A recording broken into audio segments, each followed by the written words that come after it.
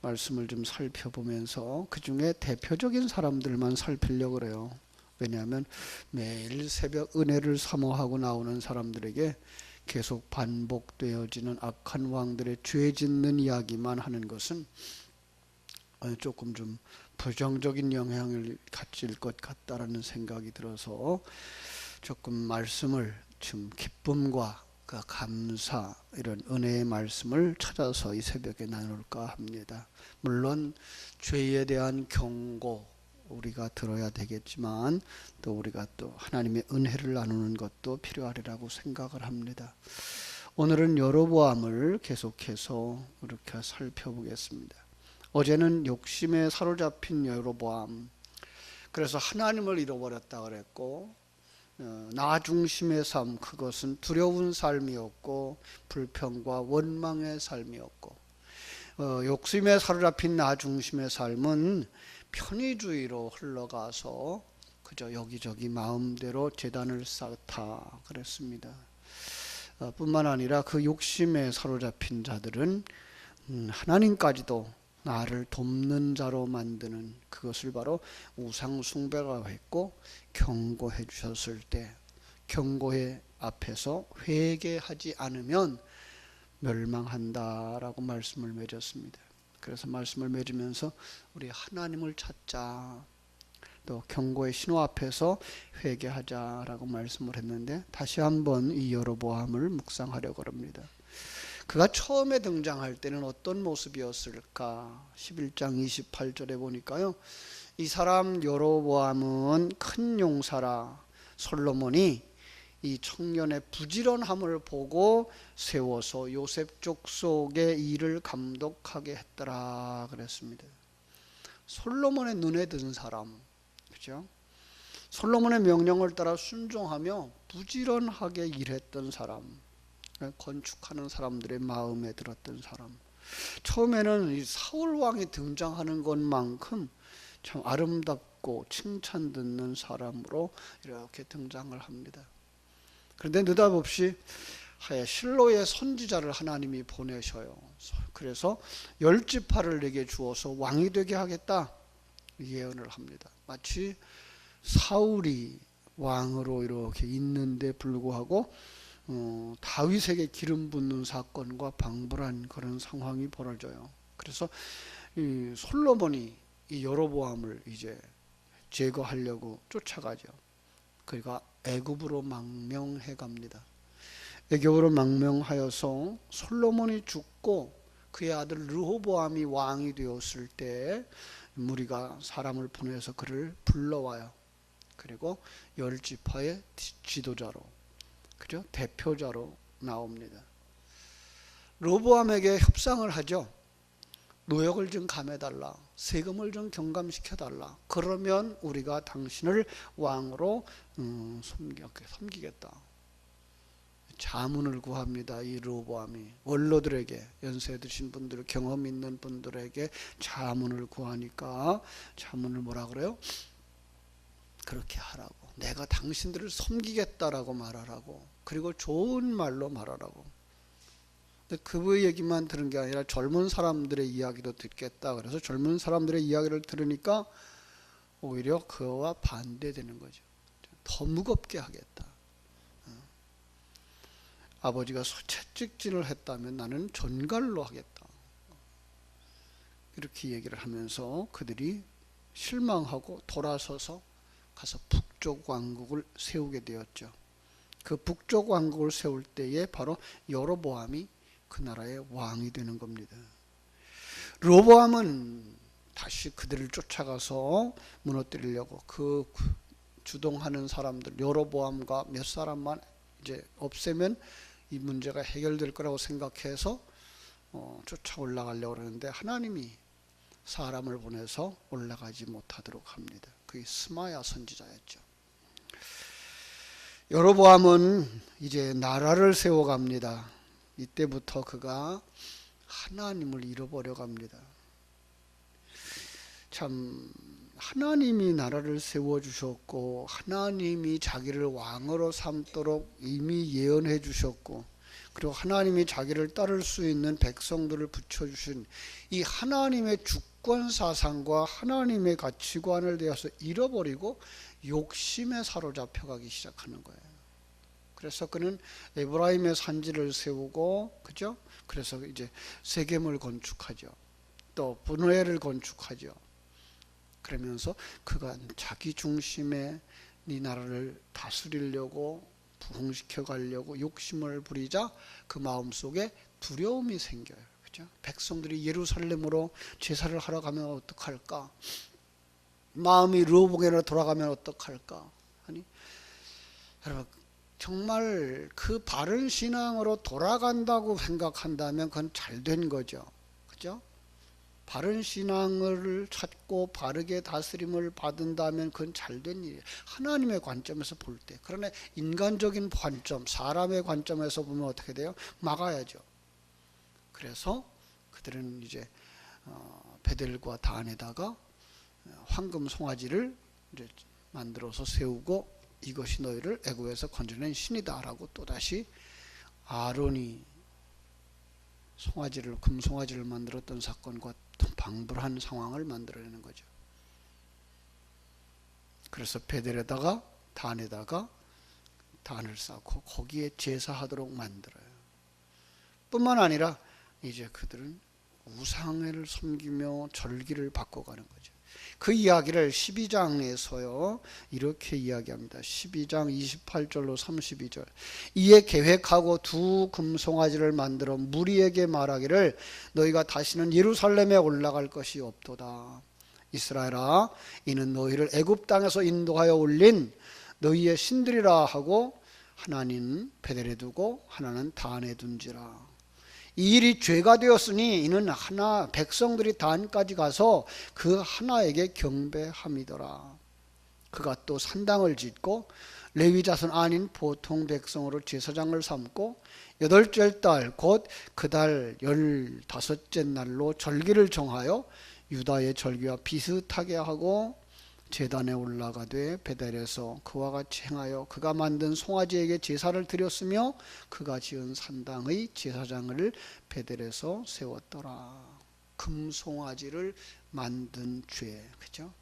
베델과 단에 세웠고요. 그 레위 자손 아닌 보통 백성을 제사장으로 삼았어요.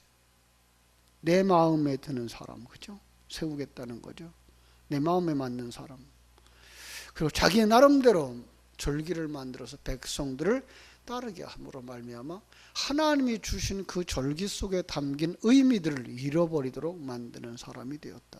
하나님 가만히 계실까요? 아니요, 하나님 가만히 안 계셔요. 그것이 바로 오늘 우리가 읽은 13장 1절부터 등장한 하나님의 사람이 여로보암을 저주하는 사건이죠.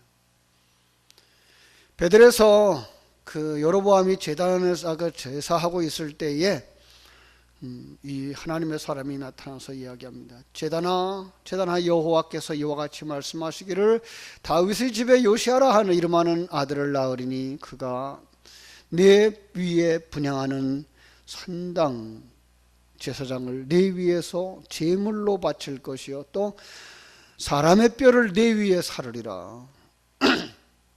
여러분, 이 사건이요 약 한 300년 후에 열왕기하 23장에 가면은 나와요. 하나님의 예언은 반드시 이루어진다는 사실을 우리는 여기서 우리가 알 수가 있어야 되는 거죠. 근데 그 사실을 듣고서 깜짝 놀라서 소리치죠. 너는 누구냐? 하나님의 사람이 소리칩니다. 하나님의 말씀에 징조라. 그러면서 제단이 갈라지며 그 위에 있는 재가 쏟아지리라. 여로보암이 손을 뻗쳐서 잡으라고 얘기하죠. 자, 그때 손이 말라서 굳어지고 거두어지지 못하더라. 동시에 제단이 갈라지고 재가 쏟아져 내립니다. 얼마나 놀라운 상황입니까? 참, 이런 사건이 그때만 있을까요? 아니요. 오늘 하나님은 이런 상황들을 역사 속에서 줄곧 우리에게 보여주십니다. 그런데 우리가 그걸 깨닫지 못할 뿐입니다. 어리석은 거죠. 보이지 않는 거죠. 돌이키지 못하는 거죠. 여로보암이 얼마나 두려운지 떨면서 하나님의 사람에게 말합니다. 청하건대 당신은 나를 위해서 하나님께 은혜를 구하라. 내 손이 다시 성하게 해달라고 기도하라. 하나님의 사람이 또 기도해줘요. 그랬더니 정상으로 돌아와요. 그러면 회개하고 하나님 앞에 엎드려야죠. 여로보암은 음모를 가지고 이 사람을 집으로 청하려고 하죠. 그런데 그가 하나님의 말씀이다 거절하고 돌아갑니다. 거기 얽힌 얘기는 정말 하나님의 사람들이 가져야 될 그런 중심의 이야기인데요. 나중에 나누고요. 오늘은 계속해서 여로보암을 봅니다. 그런데도 여로보암은 돌이키지 아니하고 회개하지 아니합니다. 그리고 계속해서 일반 사람, 백성들을 누구든지 원하면 산당의 제사장으로 세워요. 그것 때문에 북이스라엘에 있는 제사장들이, 레위 사람들이 다 남쪽 유다로 갑니다. 그죠? 왜죠? 여로보암과 그 아들들이 제사장의 직분을 행하지 못하게 하니까 하나님이 세우신 제사장들을 사용하지 않는 거죠. 그리고 자기 마음에 맞는 사람만 세우는 거죠. 그죠? 그 결과 어떻게 됩니까? 그 제사가 하나님에게 상달됐을까요? 아니요. 어제 주신 말씀과 같은 거죠. 어제 수요 말씀. 그들의 예배가 하나님 앞에 상달되지 않는다. 그건 뭐예요? 예배가 실패한 거다. 그 결과를 13장 33절로 34절은 이렇게 정리합니다. 여로보암이 2일 후에도 그의 악한 길에서 떠나 돌이키지 아니하고 다시 일반 백성을 산당의 제사장으로 삼되 누구든지 자원하면 그 사람을 산당의 제사장으로 삼았으므로 이 일이 여로보암 집에 죄가 되어 그 집이 땅 위에서 끊어져 멸망하게 되니라. 참 오늘날도 주의 종들을 세우는 것들에 대하여서 우리는 정말 기도해야 됩니다. 하나님의 부르심을 받은 자인가, 하나님의 사람으로 훈련되어지는 자인가, 제 마음에 내가 하면 될 거야 라는 생각 가지고 그죠? 이 길을 가는 사람은 아닐까. 그죠? 그렇다고 해서 그를 제사장으로 삼아 주어야 될 것인가. 우리는 많은 기도를 해야 될 것입니다. 이 과정에서 이제 전쟁이 일어나는데요. 이 남쪽 유다와 북쪽 이스라엘이 전쟁을 합니다. 남쪽 유다가 이제 강해졌어요. 그 사이에. 그래서 10지파 되는 북쪽 이스라엘과 전쟁을 합니다. 물론 북쪽이 공격했을 수도 있겠죠. 남쪽은 몇 지파 안 되니까. 그 대표적인 전쟁이라고 하면은요, 역대하 13장 22절 이하에 나오는 사건인데요. 이 남북이 갈라진 지 17년 만에 남쪽 왕 르호보암이 죽고 그 아들 아비야가 왕이 되었을 때 북이스라엘이 남유다를 쳐서 주도권을 잡으려고 그 작은 이스라엘이라는 나라 속에서 80만 명을 거느리고 남쪽으로 진격합니다. 남쪽에서는요, 군사가 40만 명이 맞서서 싸우게 되는데 이 전쟁에서 북쪽 이스라엘 군사들이 50만 명이 죽고 북쪽 영역을 오히려 빼앗겨서 베델과 여사나 헤브론 땅이 이 남쪽 유다에게 속하게 됩니다.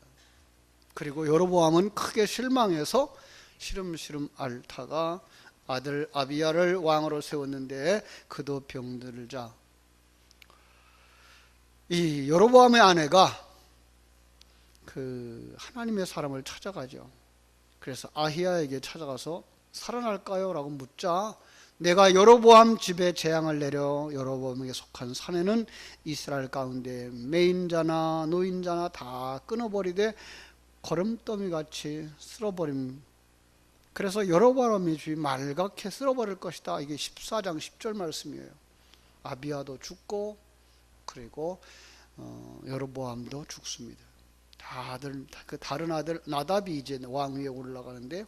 이 나답도 왕위에 오른 지 2년 만에 신하인 이사갈 족속의 바사에게 죽습니다. 신하가 이제 왕이 되는 거죠. 그리고 여로보암의 온 집을 쳐서 생명 있는 자를 하나도 남기지 않고 다 멸절시킵니다.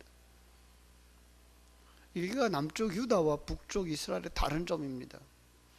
하나님이 언약을 붙잡고 가는 남쪽 유다는 비록 실종을 했을지라도 하나님이 그 아들을 이어서 왕을 세워가는 반면에 북쪽의 나라는요, 그냥 반역에 의하여서 왕권이 바뀌어지는데 그때마다 전에 있었던 사람들을 씨를 말려버리는 이러한 일들이 일어납니다. 봐서 하나님이 종이 하신 말씀과 같이 되는 거예요. 범죄한 자들의 결과는 바로 이러하다. 여로보암이 범죄하고 또 이스라엘에게 죄를 짓도록 만든 그의 죄, 그것이 하나님을 노엽게 했기 때문이다라고 말하는 거죠. 그래서 그 여로보암은 죄인의 대명사, 죄를 짓는 자들의 대명사가 됩니다.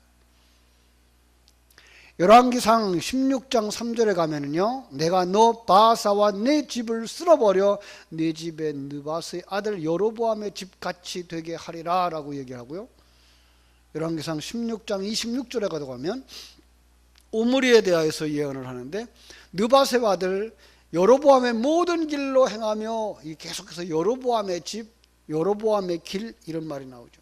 이스라엘의 죄를 범하게 한 그 죄 중에 와서 행하여 그들이 헛된 것들로 이스라엘의 하나님 여호와를 노하게 하였더라. 열왕기상 22장 52절에도 보면 시므리에 대하여서 말하는데 그가 여호와 앞에서 악을 행하여 그의 아버지의 길과 그의 어머니의 길과 이스라엘에게 범죄하게 한 느밧의 아들 여로보암의 길로 행하였다라고 말하고 있습니다. 그 참 악한 자들을 평할 때 항상 뭐라 그래요? 여로보암의 모든 길을 떠나지 아니했다. 여러분, 왜 여로보암은 하나님이 주신 그 예언의 말씀, 그 하나님의 주권과 하나님의 인도하심과 하나님의 역사하심을 따르지 아니하고 사명을 버리고 하나님을 떠나 우상숭배에 빠졌을까요? 그는 처음 시작할 때는 정말 선한 모습으로, 아름다운 모습으로, 충성하는 모습으로, 그런데 하나님이 주신 그 명령을 받고 은혜 예언을 듣고 나서 그가 너무 자고한 거죠. 너무 교만한 거죠. 그래서 솔로몬에 의해서 그 생명의 위협을 당하게 되자 애굽으로 망명을 가요. 여기서 문제가 생기는 겁니다. 애굽의 문명을 접하였고 힘이라고 상상할 수 있는 피라밋을 보았고요, 하늘을 찌를 듯 높이 솟아있는 석상들을 보았고요, 금은박이 번쩍번쩍하는, 그죠? 금박을 입혀서 번쩍번쩍하는 태양신상, 절대 권력을 쥔 바로의 그 권위, 막강한 군대를 보면서요, 내가 솔로몬의 속박에서 벗어나 자기의 왕국을 세울 때 그걸 그냥 답습하는 거예요. 무엇을 보느냐, 무엇을 먹느냐, 이건 굉장히 중요한 거예요. 어제도 텔레비전을 보면서 우리 집사람이 그런 얘기를 해요. 저 개미도 여왕개미가 먹는 게 다를까? 그러죠. 똑같은 개미들로 태어납니다. 그런데 무엇을 먹느냐, 여왕이 되기도 하고 일개미가 되기도 하죠. 벌도 마찬가지예요. 무엇을 먹느냐, 여왕벌이 되기도 하고 일벌이 되기도 하고 숫벌이 되기도 하는 거죠. 오늘 우리들에게 가르쳐주는 말씀, 우리가 새벽마다 무엇을 먹느냐, 주일마다 무엇을 먹느냐, 무엇을 보느냐, 무엇을 듣느냐, 그의 영이 하나님의 아들로 그리스도의 신부로 완성되어지기도 하지만 사단의 종으로 전락할 수도 있다는 거예요. 세상에 빠져버릴 수도 있다는 거예요. 그런 면에서 여로보암은 안 볼 것을 보았고 답습하지 말아야 될 것을 답습함으로 말미암아 죄악의 아이콘이 되고 말았습니다.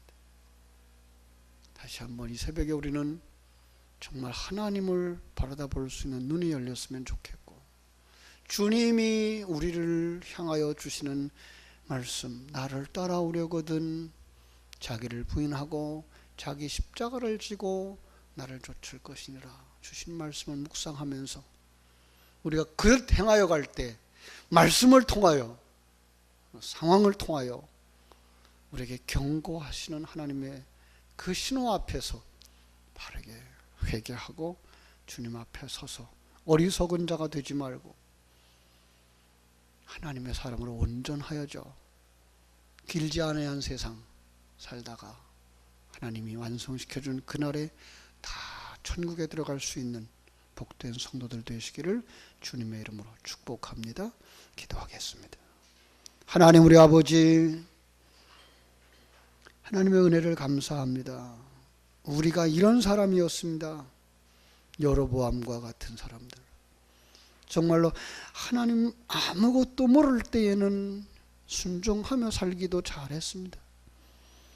그런데 신앙생활의 시간이 길어지면서 직분을 가지면서 때로는 이 여로보암처럼 교만함과 욕심이 나를 엄습해 들어올 때가 있습니다.